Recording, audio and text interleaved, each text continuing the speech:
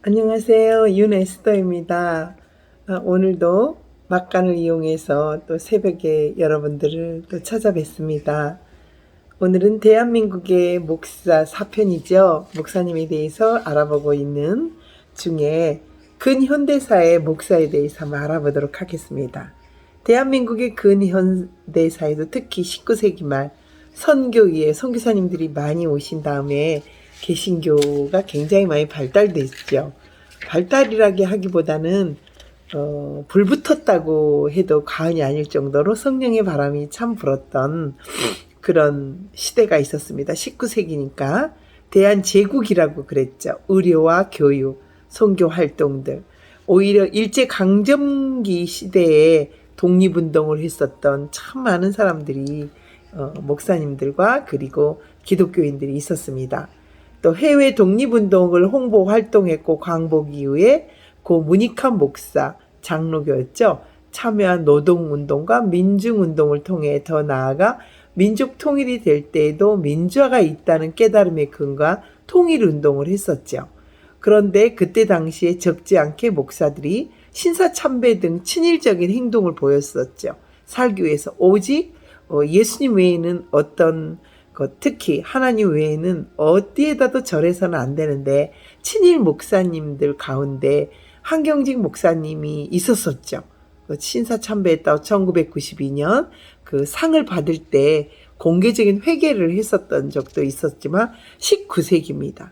그래서 한경직 목사님에 대해서 아주 싫어하는 사람들 있는 반면에 또 그랬기 때문에 더 청년 결백하게 살 수 있지 않았나라는 생각이 들어요. 어떻게 보면 그 회개를 하지 않았더라면 안 될 그 목사님 신일 운동을 해서는 안 되죠.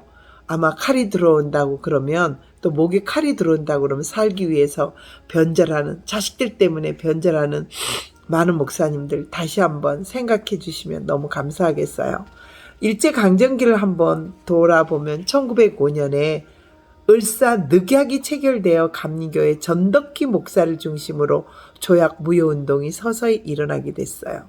아무래도 을사 늑약이라고 체결돼서 감리교회입니다. 우리나라의 감리교회 전덕기. 이것이 끝나면 전덕기 목사님에 대해서 한번 알아보도록 하겠습니다. 무효 그 다음에 김구 선생님은 처음에는 민주화에 앞장섰던 독립운동을 앞장섰던 경찰 출신이었다고 그래요. 그러나 이제 변절이 되신 거죠. 그래서 우리는 배울 때는 김구 선생님 그럼 와 했었는데 이제 나이가 들어서 김구 선생님을 좀 알아보니까 공산당 박헌영 때문에 공산주의 쪽으로 빠졌던 그런 분 같아요. 이준 열사도 있죠. 전덕기 목사와 함께 김구 이준 전덕기 목사님과 함께 활동을 했습니다. 상동 감리교회 1907년에 전덕기 목사 교인들은 헤이그에 이분들이 저는 헤이그 갔다 왔거든요. 네덜란드에 가서 그 입구가 그렇게 크진 않아요. 거기에 이준 열사 이거 정해져 있고 성금을 전덕기 목사와 교인들이 성금을 해줘서 헤이그까지 갔다 왔군요. 저 이거는 처음 알았습니다. 같은 해 상동감리교회에서 신민회를 창설하여 민족의식과 역사의식을 고취시키기 위해서 활동을 재개했었다고 그래요. 그때 월남 이상재 선생님도 전덕기 목사와 함께 공동체에서 사귐을 실천하였어요. 전덕기 목사님 알려져 있진 않지만 숨은 헤이그 밀사까지 보낼 정도로 그 교인들의 헌금과 성금이 대단했다라고 생각합니다. 월남 이상재 선생님은 조선시대 양반 출신이었다는 건 익히 알죠. 전덕기 목사님은 조선시대 중인으로서 숯을 만들어 판매한 노동계층이었다고 그래요. 그렇지만 이들은 그리스도 안에서 평등한 사귐을 실천했고요. 전덕기 목사는 1912년 일제 조작 사건으로 주모자로 체포되고 105인 사건에 주모자여 체포되어 고문을 당한 이에 영면하셨네요. 전덕기 목사님에 대해서 꼭 좀 알아보겠어요. 그래서 100만 명 구령운동을 제창했던 장로교의 길선주 목사가 국권 상실로 인해 국민적 수치와 비운을 벗어나 민족의 정신으로 이겨나도록 운동을 시작하셨고 1912년 백오인 사건으로 애국지사와 함께 순환을 받으신 분이 바로 길선주 목사님이셨는데 길선주 목사님에 대해서는 미리 알아보았고요. 그런 다음에 전덕기 목사에 대해서는 안 알아봤는데 오늘 또 하나님께서 또 성령님이 인도하셔서 전덕기 목사님에 대해서 다음 시간부터 자세히 좀 알아보도록 하겠습니다. 1919년 대한민국 임시정부가 그때 이제 세워졌죠. 근거하자 전국적으로 일어난 독립운동인 3.1운동의 핵심인 독립선언문을 작성한 33명 중에 16명이 개신교 또 감리교와 장로교 소속이었다는 건 여러분 잘 알고 있죠? 목사님이 13명이었다고 제가 말씀드렸습니다. 16명 중 노령으로 안질환이 있던 1명과 중국으로 떠났던 1명을 제외하고는 모두 체포가 되셨다고 그래요. 독립운동의 혐의를 가지고 옥고를 체포되어서 일제 그 강점기 시절에 체포되어서 옥고를 치렀다고 그래요. 독립운동, 노동운동은 한번 보도록 하겠습니다. 노동운동은 이 시작은 여성 노동자들이 섬유를 비롯해서 경공업사, 저도 그 친구 하나가 있습니다. 이경순인데 지금은 아마 제 나이 또래가 됐지만 섬유 쪽에 공장에서 일했던, 그래서 야간 학교를 다녔던 친구인데 제가 선교사 가고 그 전에 서울에 있으면서 계속 연락이 되다가 지금은 연락이 되지 않습니다. 혹시 유튜브 속에 윤에스더가 바로 윤혜숙입니다. 이경순 나의 친구, 노동자, 그 시대에 섬유하니까 경공업 생각이 납니다. 야간에도 학교를 다녔던 경상도 출신의 저임금 장시간 노동으로 개신교 목사님들이 함께 노동자들과 함께 연대해서 일어났던 일이거든요. 저도 친구를 간절히 이제는 찾았으면 좋겠습니다. 이경순 친구를 한번 찾아봐야 되겠어요. 이분들은 노동 조건의 최저 기준이기 때문에 노동자들이 반드시 알아야 할 노동법 교육을 하고 야학을 했었어요. 제 친구도 그때 야학을 했었었죠. 저는 사례적 여고를 다녔던 시절이고요. 그래서 전라도와 경상도에서 저의 친구 경순이 함께 만나기도 하고 이랬었는데, 다시 한번 혹시 유튜브를 본다면 누가 아는 사람이 있다면 경순이, 이경순이거든요. 연락 바랍니다. 저도 한번 찾아보겠습니다. 노동자도 인권을 가진 사람이라는 사실을 깨닫도록 했습니다. 전태일 열사도 감리교에서 믿음 생활을 굉장히 했던 독실한 기독교인이었다고 그러네요. 전태일 열사가 기독교인이었던 것은 제가 오늘 처음 알았습니다. 그동안에는 민주주의 열사였던, 굉장히 전태일 그 열사에 대해서도 영화로 나와 있었죠. 민중을 깨우다여서 그 고 문익환 목사가 구약성서 이야기인 히브리 민중사 소설로 군사 독재 억압을 받는 민중들이 주눅들지 않도록 행사했기 때문에 당시 종교인들을 쓸기를 가르치는 우상이라고 비판했습니다. 누가 했냐면 민중들이 참고 견디는 쓸기를 가르치는 당시 종교인들을 우상이라고 했는데, 저는 문익환 목사는 간첩으로 공산당으로 알고 있기 때문에 이 부분에 대해서는 더 자세히, 군사정권, 그 시대는 군사정권일 수도 있지만 18년에 장기 집권을 했지만 우리나라가 이렇게 부강할 수 있었던 것도 고 박정희 대통령님의 그 숨은 노고가 아닌가라는 생각이 듭니다. 제가 세계 69개국을 다녀봐도 한 나라의 대통령의 그 흉상에다 막 락카치를 하고 흉상을 깨트리고 기념관을 하고, 공산주의 기념관이 더 낫고, 막 일단은 공산주의는 성경이 싫어합니다. 성경에도. 기독교인들은 공산주의가 될 수가 없습니다. 그래서 심지어 절대 그거는 아니 됩니다. 그래서 그 문익환 역사 그 목사님이나 김대중 그 대통령님에 대해서는 나름대로 또 평가가, 역사가 말해주겠지만 지금은 여기에 목사님에 대해서만 알아보고 있는 상태입니다. 그래서 목사의 종류에는 순회 목사가 있습니다. 제가 필리핀에서도 보면 곳곳마다 순회를 다니시면서 그곳에 목사님을 심어두십니다.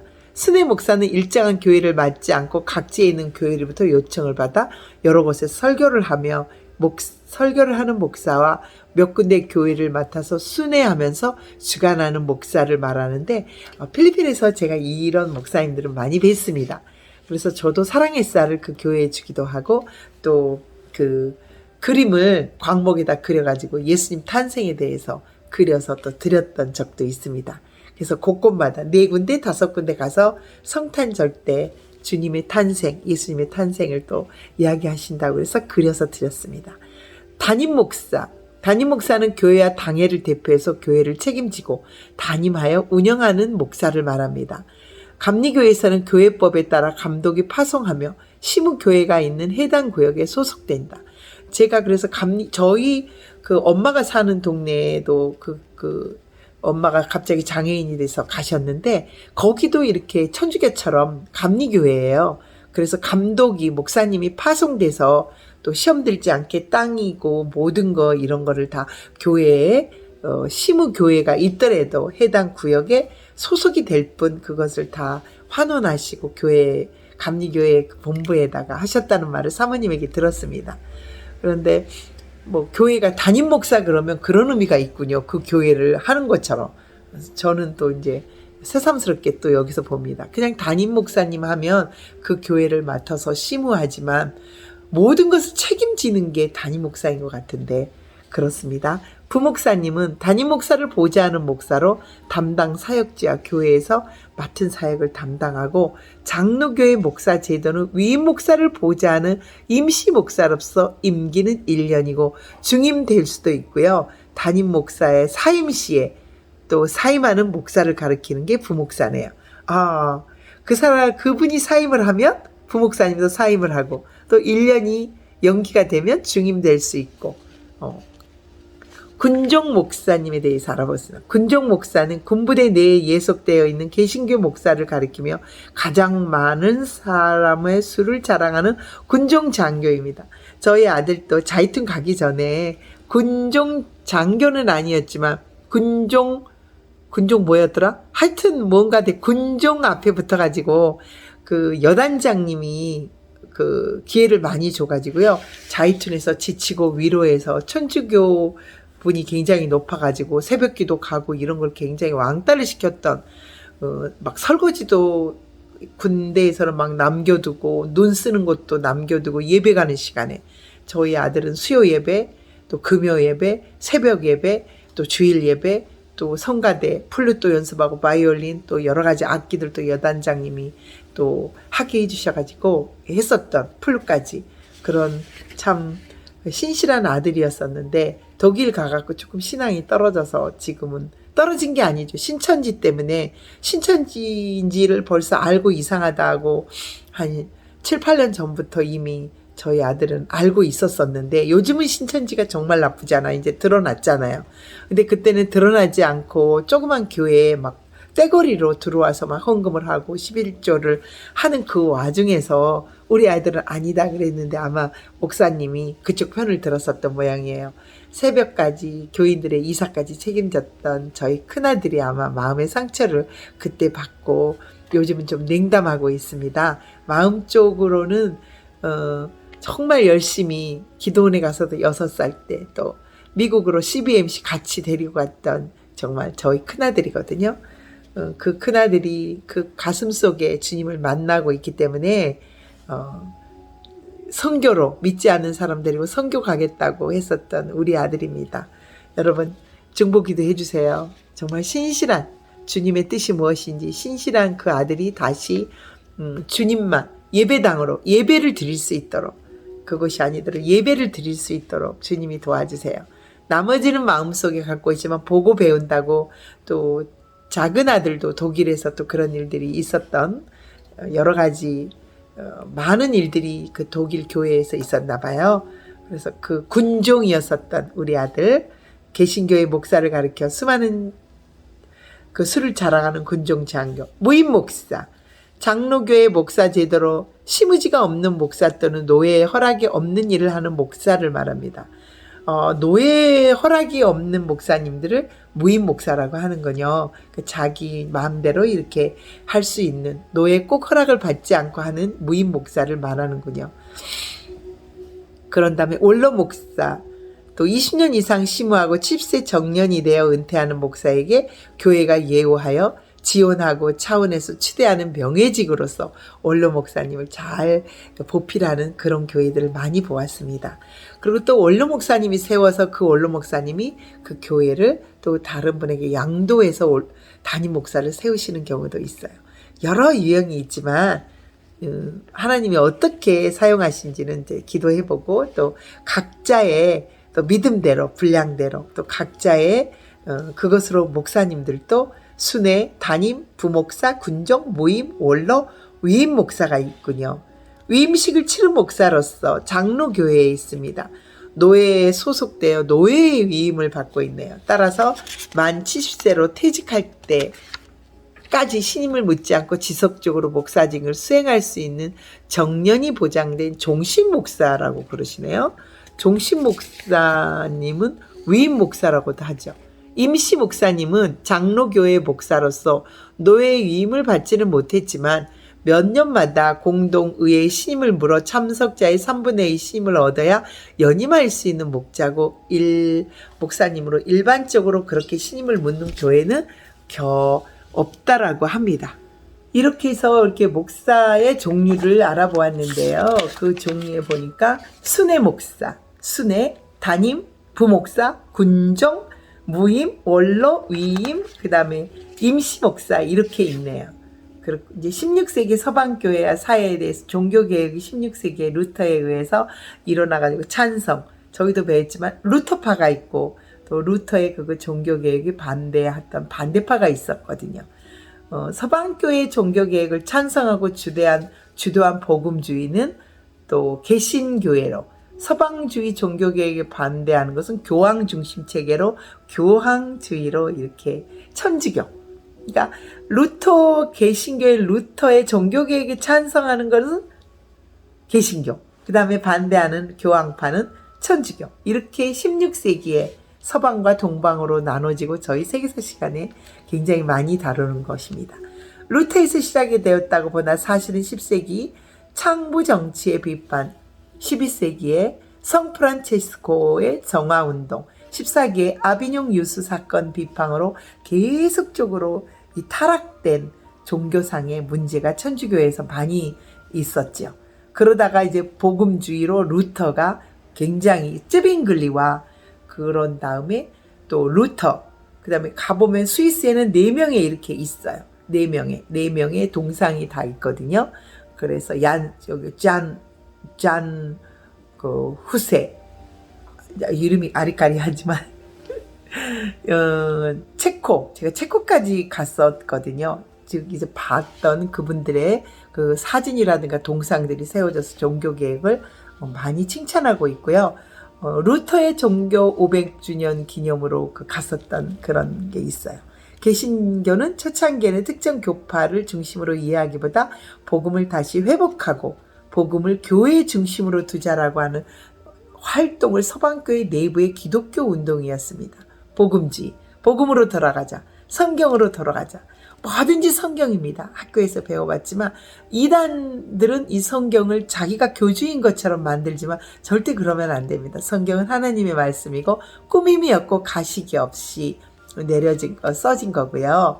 영국 지역에서는 서방교회 개혁 반대파에 연결된 정치 제도의 항의, 프로테스트 등장한 모든 운동과 전통을 가리켜 항의자의 뜻하는 프로테스탄트, PROTESTANT라고 칭하였어요. 그래서 개신교회를 프로테스탄트, 이게 바로 항의자라는 뜻이 있답니다. 개신교회의 전통은 종교개혁을 전개하는 과정에서 복음주의를 바탕으로 하는 온건한 개혁과 급진적인 개혁을 주장하면서 등장을 했죠. 그래서 공교회와 초대교회, 서방교회의 전통을 개선하자고 개선주의를 신학으로 루터를 따른 루터교회가 형성이 됐는데요. 그 뒤로 칼빈이 나타났죠. 칼빈 동상도 있어요. 쯔빙글리아 칼빈을 통해서 재건주의 신화, 또 교회, 그 다음에 재건주의의 제세례파가 등장을 해서 제세례파가 그 강물에서 죽임을 당한 돌에 묶이고 죽임당한 3,000명 이상 제세례파들이 그 강물에 돌에 뛰어내리고 막 죽임을 당한 그 현장도 가보았습니다. 아무튼 요즘 이제 한국에서는 루터 교회를 개선주의 신학에는요, 신학적 교단으로는 루터 교회를 중심으로 성공회, 감리교회, 성결교회, 구세군, 오순절 교회가 형성되었고요. 재건주의 신학적 교단으로는 개혁주의, 장로교회, 침례교회, 회중교회, 퀘이커교회, 메노나이트 교회가 형성이 되어서 오늘날 주요 형성의 신학적 배경 외에는 시대적인 신학적 흐름의 변화로 대한민국에서는 청교도 운동과 경건주의와 오순절주의, 그 다음 미국의 대각성 운동을 통해서 개신교 전통에 모두 포함되어 있습니다.